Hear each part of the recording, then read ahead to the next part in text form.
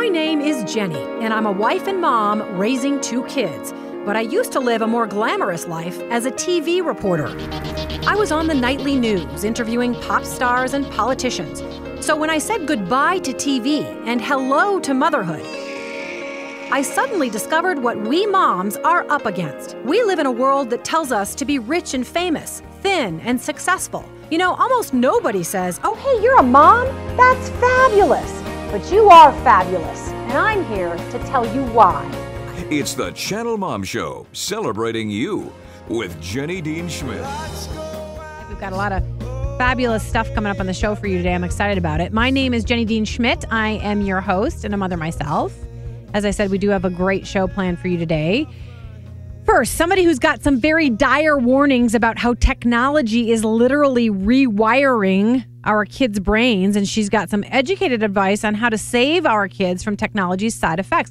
Don't write that off because it's a big deal. It really is happening. Also, one of my favorite guests will be on the show today. She's the author of many books, and I should probably own all of them because this woman always has a knack for cheering me up, and I think she'll do the same for you. We have got the expert on staying positive. Don't miss her at 8:40. But before both of our guests, we've got some news on Black Friday. Really unbelievable story about Black Friday. The extreme opposite of holiday spirit that broke out across the nation. Also, how much money it takes for you to be happy. Apparently, they figured that out. Welcome, Shelley. How are you today? Good morning. Our news that I just spoke of is coming up at 8:10 if you want to stay tuned for that. But first, I have a commentary, Shell, and I'll be curious what you think about this. I'm going to try to tone it down because I'm a little fired up about it, but I will try to tone it down. I'm curious if moms think I'm just going to be, whether or not I'm just being judgmental here or if they're going to agree with me.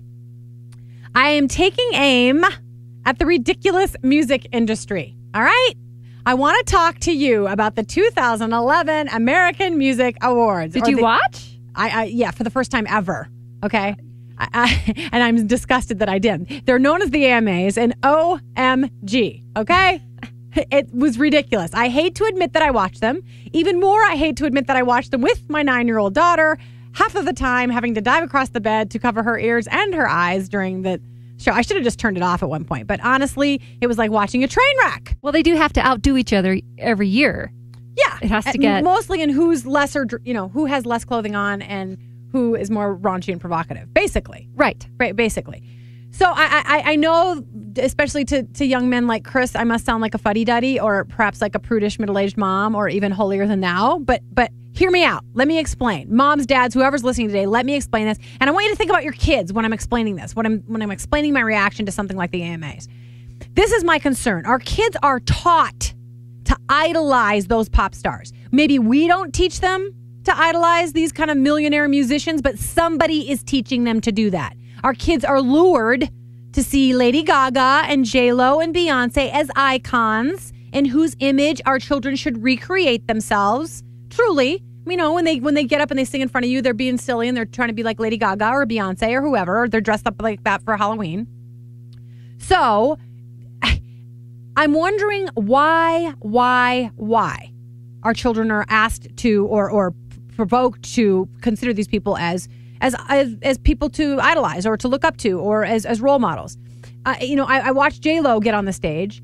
Again, I don't like to be too condemning. For any mom who's listening, I'm not judging you. I mean, if you want to go out and dress provocatively and have a fun night, I mean, that's your right. But I thought about her, and at the very end, she's like, I just love my kids. I just send a shout out to my kids. And I have no idea how old her kids are, maybe 3 or 4. But she just divorced Mark Anthony, and so she's up on stage grinding on Pitbull, the dude that sang with her. And I'm like, really? Your kids? This is really the message you want to send? Are they watching her own kids? Divorce daddy so I can go up on stage and grind with another guy. And then Mark Anthony came right after her, and he had 2 women draped around him. And so I'm thinking to myself, so let's stand back. Let's just go down this rabbit trail for a second and say, do we really want to say to our kids, oh gosh, isn't she fabulous? Or I just love this song, or buy her a J-Lo t-shirt. Is that really who we want to emulate? And I watched a Lady Gaga video the other day on YouTube. I had to turn it off. She scares me. Oh, she's right. She had like cigarettes for sunglasses. She had this whole like sunglass. Were they lit? Yeah, they were lit. And so her eyes were smoking. Yeah, and not to mention the way she was dressed. Okay, I know. I think I probably sound like Tipper Gore of yore. You know, when I was 18 years old and I heard Tipper Gore going off on music industry and how it was so awful for our children, and I really made fun of her. And I thought, what is her problem that she can't understand that this is cool music? But now, being a parent, that changes everything. Absolutely everything. And I watch these people get up on stage, and I don't think I saw one musician who won an award get up on stage and say something that I really wanted my daughter to hear, that I really thought would be good for her to hear, she could learn something from. They didn't tell my daughter about gratitude or hard work or kindness or generosity.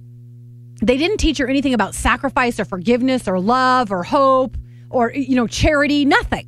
And no, instead they talked about the opposite of all of those things that I want my daughter to value or that I want her to be. They strutted, they showed off, they gave us a fabulous view of their private parts, they bragged about themselves, they embraced the money and their own idleness. Truly, right. And I thought, what is my daughter getting out of this? She's learning that, first of all, you take all your clothes off, you get on stage, you grind on other people, and then you thank the people for idolizing you, you embrace the money, you tell everybody how great you are, and then you say ta-ta.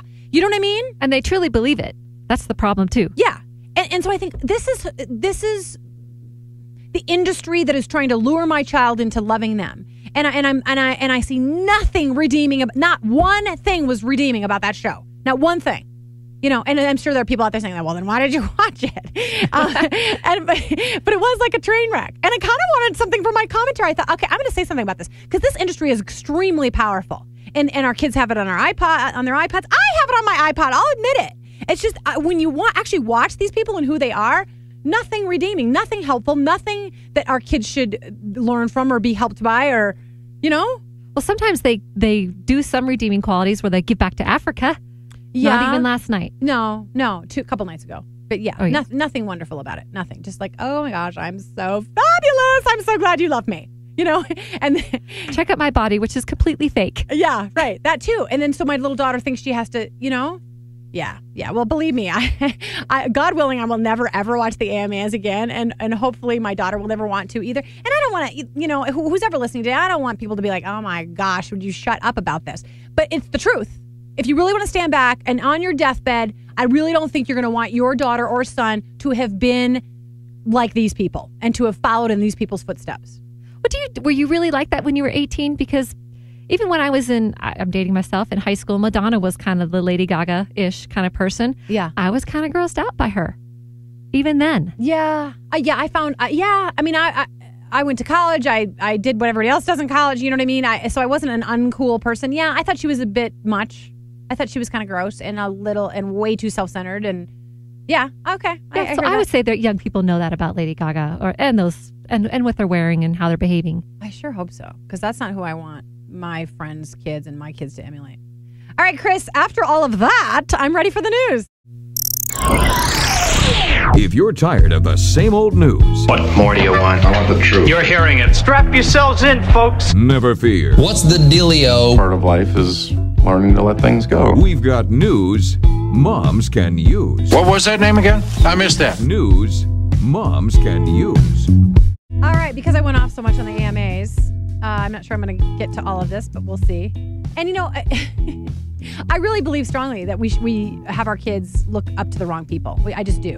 So I hope I haven't made anybody crazy today by that commentary, but I really do. And so I just wanted people to wake up and say, look, who do I really want my child to emulate? Who do I really want my child to look up to?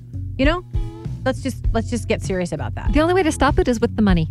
You got to stop the money. Yeah, and that's really, really tough. And speaking of money, the holidays. I think as kids, almost all of us look forward to holidays like Thanksgiving and Christmas, but apparently as adults, the anticipation and joy has worn off.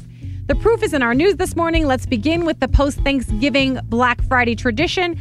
Fox News reporting that large crowds swarmed, maybe not as many as the retailers wanted, it sounds like, but they did swarm to major chain stores across the U.S. despite a lagging economy and high unemployment. But along with those large crowds came competition for big bargains, and that resulted in violence. How lovely. Early reports suggested that bigger crowds were found at the nation's malls and stores because retailers like Macy's and Target opened their doors at midnight, and as people swarmed, tempers flared. Authorities in Los Angeles say 20 people suffered minor injuries at a local Walmart when a woman used pepper spray on them to get to the front of the line. Seriously. There's a lack of sleep issue going on here, too. Kind of makes you cranky. Sure, but for the $20 black and white TV, you're going to pepper spray people? I mean, come on. Yeah. Also in Fayetteville, North Carolina, gunshots were fired at a mall called Cross Creek Mall on Friday. Finally, at a Walmart in upstate New York, a man was arrested after 2 women were injured in a fight that broke out. There's a bomb threat in Woodland Park at Walmart. Merry Christmas. I mean, come on. Speaking of values, what is wrong with people? All right, very briefly, the Occupy Wall Street folks now have their eye on a new target for rebellion. During Black Friday, they asked people to please boycott all the major retailers, including Target. Of course, the retail stores pointed out to those that might be listening to the Occupy Wall Street folks that when you boycott places like Target and Dick's Sporting Goods and Dollar Tree, those are some of the stores they wanted people to boycott, you are not only hurting the corporate fat cats, you are hurting the people that work for them, which is the little guy, which is supposedly who the Occupy Wall Street people are fighting for. Well, and where did they get their free turkey dinners? You mean the corporate? Yeah, the corporations. Yeah, it was the corporations that gave them their free turkey dinners. I know. Hilarious. Okay. Enough said about the Occupy Wall Street. But, I have a little bit of sympathy. Of course, there are corporations out there with CEOs that are taking too much money. I would agree with that. But the rest of it, the stuff that they're trying to bring down is going to bring down everybody. Yeah. Gotta have it. All right, very briefly, on the topic of greed or just plain making a living, do you know how much money it takes you to be happy, Shell? I do. Just enough. Well, Rockefeller said, I think it was Rockefeller said, just a little more would make me happy. And, he was fabulously wealthy, so that just shows you something. Apparently, it's $75,000. That's what they've decided. Annually? Yeah, $75,000 annually. The people that were the happiest were people who were making $75,000, not below or above. They didn't find, a lot of happiness below or above, but $75,000 apparently the magic number. I'm not sure I agree. One. And by the way, in the end, money cannot buy you happiness. Let's just admit that. It just can't. There are so many other things to make us happy besides that. Okay. You're listening to the Channel Mom Show, where we are celebrating you on Mile High Sports Radio, AM 1510, FM 93.7. I am your host, Jenny Dean Schmidt, and I've got Shelley Krause here with me today and Chris Bianchi back there running the controls. You know what? You can also watch us all week on channelmom.com or come join us on Facebook. You got to like us, facebook.com/30. And tell us what you want to see. Now, coming up, a highly controversial look at what the current technology is doing to our kids, their behavior and their brains. Or they're calling it Generation Wired. A recent article in Parade Magazine talks about how texting and gaming is changing our children. Learn lots from the author of that article. If you've got questions, please call us 303-97-1510 after the break.